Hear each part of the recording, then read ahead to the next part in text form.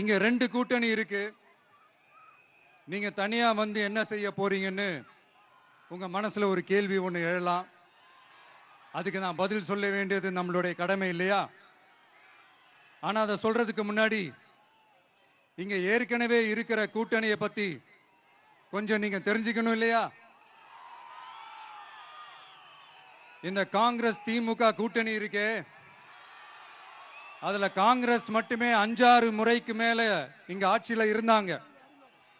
அந்த கூட்டணியில இருந்த ஒரு தலைவர் மக்களை மட்டும் ஏமாத்தல, அவங்களோட தலைவரையே வெட்ட வெளிச்சமா எப்படி ஏமாத்தினார்னு உலகமே பார்த்து கை கட்டி சிரிச்சது.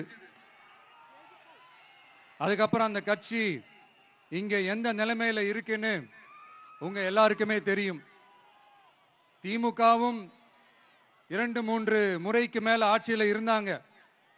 இப்போ 2ம் கூட்டணி, பேருக்கு தான் கூட்டணி. ஆனா திமுகவும் காங்கிரசும் கூட்டணின்னு சொல்லிக்கிட்டே சில தொகுதிகளில் ஒருத்தரை எதிர்த்து நிற்கிறாங்க. தமிழ்நாட்டிலையும் திமுக காங்கிரஸ் குழப்ப அணியா தான் இருக்குது. புதுச்சேரியிலையும் அதே மாதிரி குழம்பி போன அணியா தான் இருக்குது. அப்புறம் இன்னொரு கூட்டணி இருக்கே, அதான் என்ஆர் காங்கிரசும் பாஜகவும் சேர்ந்த கூட்டணி.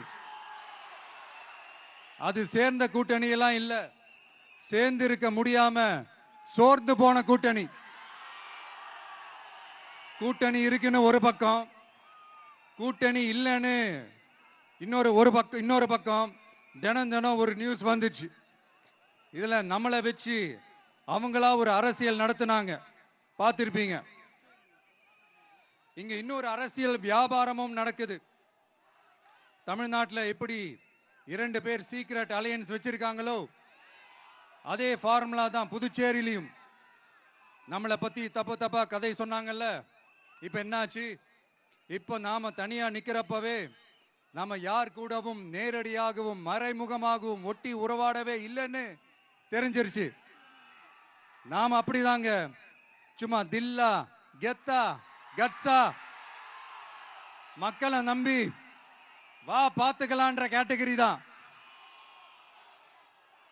நாம நம்ம மக்கள் பக்கம் நிக்கிறோம், நம்ம மக்கள் நம்ம பக்கம் நிக்கிறாங்க. அப்படி இல்லாம யாரு எப்போ யார் முதுகுல குத்துவாங்கன்னு பயத்தோடவே சுத்துனா அந்த கூட்டணி ஒர்க் அவுட்டே ஆகாது, ஃபுல்லா வாஷ் அவுட் தான் ஆகும்.